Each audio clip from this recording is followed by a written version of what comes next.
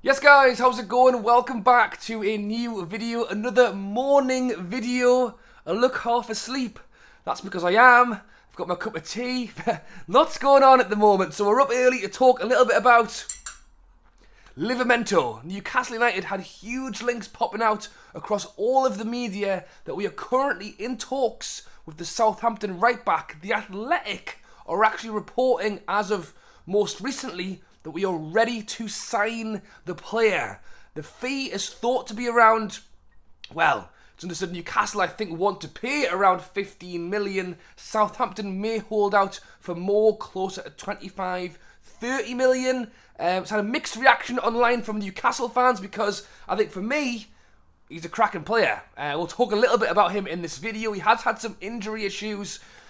Do we need a right back though? I think that's the thing that's got some people asking the question. I'll get into that a little bit in this video as well. And mixed reports on James Maddison. It looks like Spurs are leading the race to sign him this summer. Again, that's had mixed reactions from Newcastle fans as well. So I want to get onto Maddison in a little bit. But first, Livramento, just 20 years old. Obviously plays for the Southampton side that got relegated. Was at the Chelsea Academy. I think he was there up until just a couple of years ago when he signed for Southampton. I don't believe he hadn't actually played a game for Chelsea. It was one of the millions, the many talented players coming through the Chelsea ranks and was sold off. Chelsea actually do have a buyback clause of 25 million on him. So if they saw he was getting sold, they could potentially act on it. I think Chelsea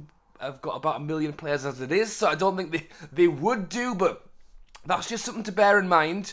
After he signed for Southampton, he looked really good, and I think he actually caught a lot of people's eyes, but the reason you might not have heard as much of him recently is because he actually had an ACL injury over a year ago. He actually made his first appearance for Southampton. I think it was the end of this season. I think he played the last 2 games of the season. Prior to that, he hadn't played for over a year. So that's certainly something Newcastle have to bear in mind. Obviously, that's why you have the medicals before transfers to make sure that there isn't any underlying issues that could potentially crop up.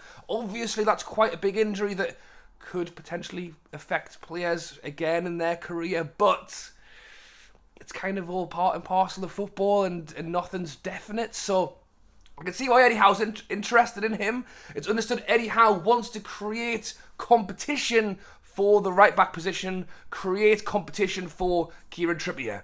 And look, if you said to me, Trippier's going to be number 1, Livramento comes in as the number 2 who can play in games if needed. Obviously, we hope Trippier will play every single game, but I think Livramento's a good player. And I think these days, for pricing on players, I think 15 million for, once again, a young player. Eddie Howe's bringing in a young lad who's already Premier League experienced, clearly has potential. As I said, looked very good up until the moment where he had his injury.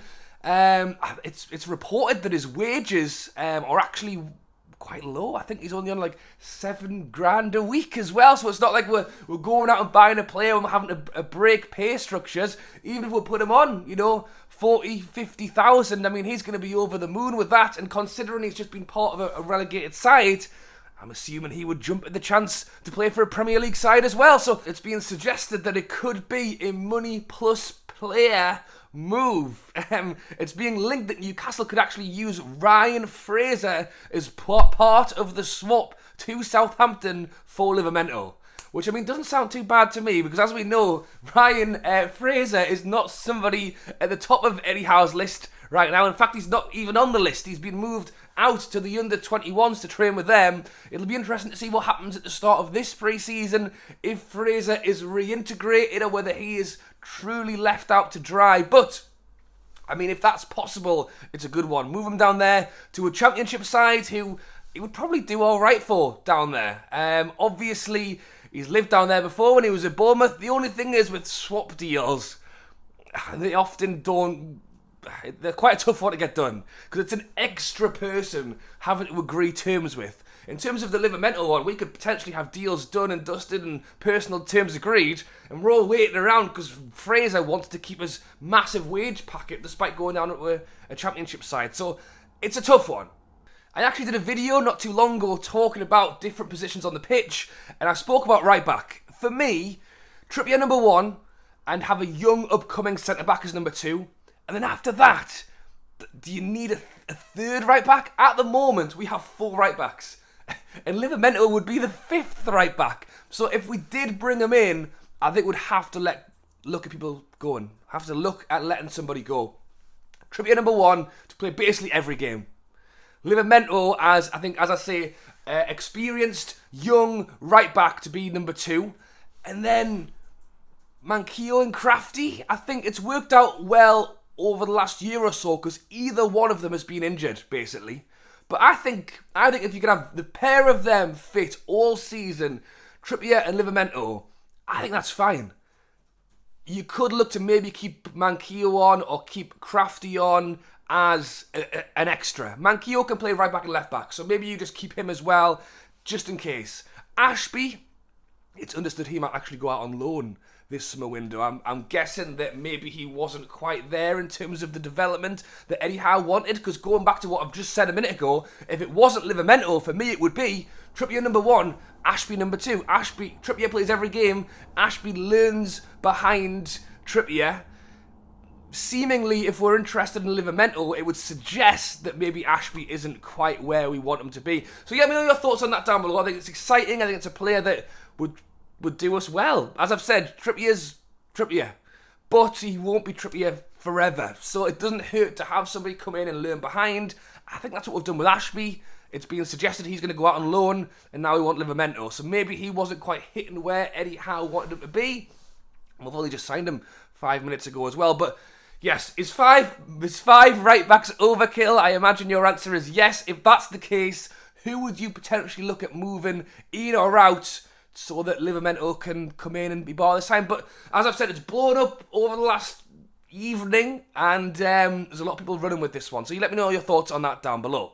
In terms of Maddison, that's right, the player that Newcastle have been seemingly chasing for quite some time now. Well, there's, to be fair, mixed reports, but the majority are saying that Spurs are getting ever close to signing the player. There's actually reports coming out that he has agreed a £9 million contract, which works out at about 175 grand a week. We knew that wherever he went, he would be likely pushing for that higher echelon of weekly wages, which maybe or maybe not Newcastle would really want to go in for. He's pretty much looking at his last big deal, maybe, 26 years old, 26, 27 years old now, looking really to get in his big contract, and it's understood Spurs could well match the £60 million that Leicester are asking for. Again, it's a little bit mixed because it's also said that Leicester could be willing to slightly lower their price tag in the hope to, I think, try and provoke a bit of a bidding war between Newcastle and Leicester, between Newcastle and Spurs. It's thought that because of Newcastle going out and getting Tonali, because Newcastle also have other options on the horizon, I think Szoboszlai is still one Newcastle are looking at, and I think Leicester are going, hang on, they're going out and buying him, they're looking at him over there, maybe we should play a little bit more ball with what's going on, rather than just totally going, no, we want this, and then realising that nobody's bought him. But as reported, as of kind of mostly last night and a little bit during the day yesterday as well, Spurs look the most likely place for James Maddison right now. So you let me know your thoughts on that one down below. I don't want to, how do I put this? I don't want to come across like, oh, I know, whatever, didn't want him anyway, because it's not true. It would be disappointing if Maddison did go to Spurs, because I think it's a player that would be good for us. He's an extremely talented player. He's someone who would certainly add to this side. There is obviously mixed reports on that one. Some people saying that it's gone on too long now, and it's a good thing that we've kind of pulled away from it. I think basically Newcastle have effectively lowered their interest because Leicester aren't playing ball. If you aren't going to just make this nice and easy, then we're just going to go somewhere else and do something else. And I think that's not a bad way to do it, to be honest, because we don't want a summer window where we're waiting all summer to get transfers done. Similar with the Livramento one, I think as soon as you start getting things involved like player swaps and this and that, it just makes everything last way longer. I think the reason we've gone out and got Tonali and just said, you know what it is, let's buy him. It's understood he was very high on Eddie Howe's priority list as well, so it's great to see that we've gone out and done it so quickly. I think, you let me know your thoughts on the Maddison one down below. I think the reason the responses are mixed is because he's a great player, and I think a lot of us has talked about him for quite a long time, and it's we were very, very interested in, but at the same time, because it's gone on so long, I think some people are like, you know what it is, if he doesn't want to go to Newcastle and he does want to go to Spurs, and they are going to pay them more money, they're going to pay them more wages, he's not going to get Champions League, you know, and that's the thing, does he have that much of a choice? If Spurs are offering 60 and we're offering 40, Leicester are going to accept that one, aren't they? And if we hold out and Leicester hold out, that's what I mean, it goes on forever. So maybe it's a good thing that we are actually just moving away from it and looking to do something somewhere else. Because I think midfield is still on the horizon. Even with Tonali, I think there's more to be done in that midfield. I mean, there are reports that you can't rule Newcastle out for coming back and trying to hijack a Maddison deal at a later date. And it's possible. Because I do think the owners, Eddie Howe, when they've got their mind set on a player, they don't like to give it up. So who knows, maybe there is more to play at that one as well. So let me know your thoughts on Livramento. Do you think it's a good idea to bring him in for around 15, 20 million? Or do you think 4 right-backs is already enough? Do you think he's worth bringing in to then let a few more right-backs go? And let me know your thoughts on Maddison as well. Is it something worth continuing on with? Or do you think it's about time Newcastle got Tonali in and maybe looked at somewhere else for a second midfield buy this summer window? Alright guys, thanks for watching. Enjoy your day, and I'll catch you later.